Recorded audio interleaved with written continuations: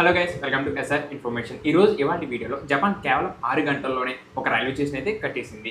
ఎలా అనే విషయాల్లో, అలాగే చైనా మళ్ళీ ప్రపంచంలోనే అత్యంత ఎత్తైన బరువైన బ్రిడ్జ్ కట్టేసింది. అది ఏమిటి, ఎక్కడ, ఎలా ఉందో తెలుసుకుందాం. అలాగే కొత్త రంగును కనిపెట్టే సైంటిస్ట్ ఇంతకీ ఆ కలర్ పేరు ఏమిటి, ఎలా కనిపెట్టారు అనే విషయాలను ఈ రోజు ఇవాళ వీడియో అయితే కంప్లీట్ గా తెలుసుకోబోతున్నాం. అలాగే వీడియో స్టార్ట్ చేసే ముందు రీసెంట్ గా నేను ఈ వీడియోని అయితే అప్లోడ్ చేశాను. మీరు ఒకవేళ వీడియో చూడకపోతే ఆ వీడియో లింక్ కింద డిస్క్రిప్షన్ లో అయితే ఇస్తాను. ఈ వీడియో కంప్లీట్ అయితే ఒకసారి ఆ వీడియో కూడా చెక్ చేయండి. 3D టెక్నాలజీ మాయ 6 గంటల్లో రైల్వే స్టేషన్ కట్టేశారు. జపాన్ లో హచ్చిమాలో ప్రపంచంలోనే మొట్టమొదటిసారిగా 3D ప్రింటెడ్ రైల్వే స్టేషన్ నిర్మించారు. ప్రపంచంలోనే మొట్టమొదటిసారిగా 3D టెక్నాలజీతో జపాన్ కు చెందిన ఓ కంపెనీ 6 గంటల్లో రైల్వే స్టేషన్ నిర్మించింది. సెరెండిక్స్ అనే కన్స్ట్రక్షన్ కంపెనీ 3D ప్రింటెడ్ భాగాలను ఉపయోగించి రైల్వే స్టేషన్ నిర్మించింది. నైట్ లాస్ట్ ట్రైన్ వెళ్ళిపోయి మార్నింగ్ ఫస్ట్ ట్రైన్ వచ్చే టైం కల్లా ఈ కన్స్ట్రక్షన్ పూర్తయినట్లు అధికారులు వెల్లడించారు. ప్రపంచంలో ఈ ఘనత సాధించిన ఫస్ట్ కంపెనీగా సెరెండిక్స్ కన్స్ట్రక్షన్ కంపెనీ అయితే నిలిచింది. వెస్ట్ జపాన్ రైల్వే కంపెనీ ప్రకారం ఐడాలో ఉన్న రైల్వే స్టేషన్ లో గంటకు 3 సార్లు ట్రైన్లు ఆగుతాయి. 24 గంటలు అనేక రైళ్లు ప్రజలకు అందుబాటులో అయితే ఉంటాయి. ఈ స్టేషన్ విస్తీర్ణం తక్కువగా ఉంది. ఇప్పుడు దానిని 100 స్క్వేర్ ఫీట్ కంటే కొంచెం ఎక్కువ విస్తీర్ణంతో అయితే నిర్మించారు. లాస్ట్ ట్రైన్ నైట్ 11:57 కి స్టేషన్ నుంచి బయలుదేరిన తర్వాత నిర్మాణ కార్మికులు 3D ప్రింటెడ్ భాగాలను స్టేషన్ రూపంలో ఏర్పాటు చేశారు. క్రేన్ సహాయంతో ఆ నిర్మాణాన్ని ఎత్తి పాత స్టేషన్ సమీపంలో ఉంచారు. దీంతో ఎర్లీ మార్నింగ్ 5:45 కి అంటే ఫస్ట్ ట్రైన్ రాకముందే కొత్త నిర్మాణం అయితే కంప్లీట్ అయింది. అయితే రైల్వే స్టేషన్ బిల్డింగ్ నిర్మించి తాత్కాలికంగా అందుబాటులో తెచ్చినప్పటికీ ఇంకా కొంత ఇంటీరియర్ పనితో పాటు టికెట్ మెషిన్ మొదలైన మెషిన్స్ ని ఏర్పాటు చేయాల్సి ఉందని అధికారులు పేర్కొన్నారు. అన్ని సౌకర్యాలు ఏర్పాటు చేసిన తరువాత ఈ కొత్త బిల్డింగ్ జూలైలో పూర్తి స్థాయిలో ప్రజలకు అందుబాటులోకి వస్తుందని తెలిపారు. ఇటువంటి 3D నిర్మాణాల వల్ల సమయం, డబ్బు ఆదా అవుతుందని అధికారులు తెలియజేశారు. గంట ప్రయాణం 1 నిమిషంలోనే. ప్రపంచంలోనే అత్యంత ఎత్తైన వంతెనను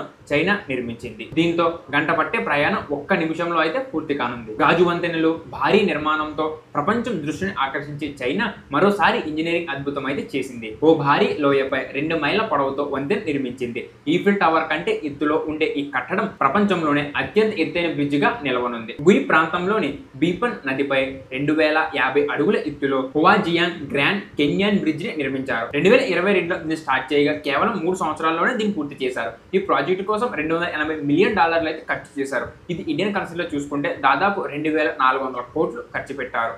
ఈఫిల్ టవర్ కంటే 200 మీటర్ల ఎత్తు, 3 రెట్ల బరువుతో అయితే దీన్ని నిర్మించారు. ఈ సంవత్సరం జూన్ లో అయితే ఈ వంతెన ప్రారంభించున్నారు. గ్రామీణ ప్రాంతాలకు రవాణా సౌకర్యంతో పాటు పర్యాటక ప్రాంతంగాను ఈ వంతెన నిలవనుందని విశ్వాసం వ్యక్తం చేస్తున్నారు. చైనాలో ఇలాంటి భారీ వంతెన నిర్మాణాలు అనేకం ఉన్నాయి. ప్రపంచంలో 100 అత్యంత ఎత్తైన వంతెనలో దాదాపు సగం ఈ దేశంలోనే ఉన్నట్టు గణాంకాలు చెబుతున్నాయి. వీడియోని ఎక్కడ వరకు చూసారంటే మీకు నచ్చే ఉంటుంది. ఒకవేళ లైక్ చేయడం మర్చిపోయి ఉంటే లైక్ చేసి వీడియో కంటిన్యూ చేయండి. ఇంతవరకు ఎవరో చూడని కొత్త రంగును కనుగొన్నట్లు ఒక శాస్త్రవేత్తల బృందం అయితే చెప్తుంది. ఒక ప్రయోగం కోసం జరిపిన పరిశోధనలో అమెరికాలోని శాస్త్రవేత్తలు తమ కళ్ళలోకి లేజర్ పల్స్ పంపించుకున్నారు. రెటీనాలోని ఒక ప్రత్యేక కణాలను ప్రేరేపించడం వల్ల బ్లూ అండ్ గ్రీన్ కలర్ ని చూసినట్లుగా ఈ ఎక్స్పెరిమెంట్ లో పాల్గొన్న వారు చెప్పారు. సైంటిస్ట్ ఈ కొత్త రంగుకు ఓలోగా పేరు పెట్టారు. ఓలా కాదండి, ఓలో. ఈ ప్రయోగంలో పాల్గొన్న 5 శాస్త్రవేత్తల్లో ప్రొఫెసర్ ఎంజీ ఒకరు. శాస్త్రవేత్తల బృందం ప్రయోగం చేసేటప్పుడు ప్రయోగంలో పాల్గొన్న ప్రతి ఒక్కరి కంటిలోని లేజర్ బీమ్ వేశారు. ఈ ఎక్స్పెరిమెంట్ చేపట్టిన 6గురిలో 4 మేల్స్, 2 ఫీమేల్స్. అద్దాలు, లేజర్లు,